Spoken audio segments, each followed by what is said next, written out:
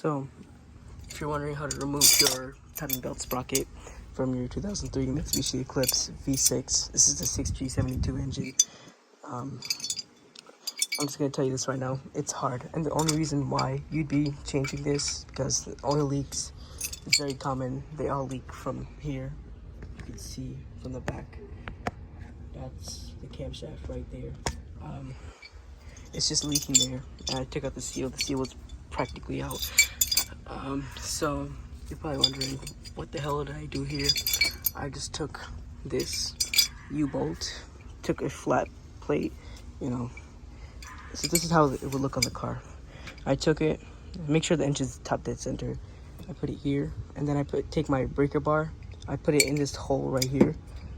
I have someone push it down while I have my breaker bar, my other breaker bar, with the 17mm to push it against here. So basically, I push here, and the other person is gonna be pushing down here so it doesn't spin.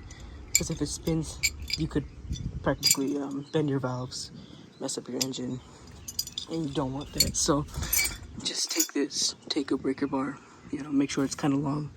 I have this as, you know, leverage. It's longer with this. It's a well, you could say half-inch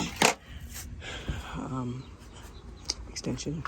You just put it in here, pull this down, this breaker bar with it inside here, and then you take your 17 and you push it here to loosen it. So basically it's like working, you know, it'll remove this. This is at 100 foot-pounds or more. I think like 185, 130, 125, I'm not sure. It's a lot though. This is real hard to remove. This one is gonna be a little tough, but you know, if you know what you're doing, it shouldn't be too hard. The seal practically walked out. The seal was bad, and that's what's causing my oil leak. You could see right there. That's all the oil. And no, it's not power steering. That's my power steering pump right there. But you could see that oil drips down. And as the camshaft sprocket spins, it kicks all the oil onto here. And you know, that's not good. So yeah, you just use that, put it in here, take your other breaker bar, put it and work against each other. It'll work. Just make sure it's on here good, and don't use any power tools. You could, because I was trying to do that. Put it right here to this brake line, which is right behind here. I could show you.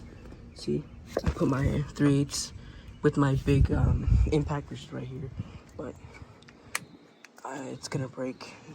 It could spin. I tried this tool. This tool does not work.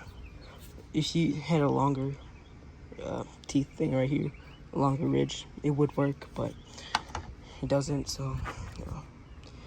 Also, make sure, I can't stress this enough, please use your original OEM seal.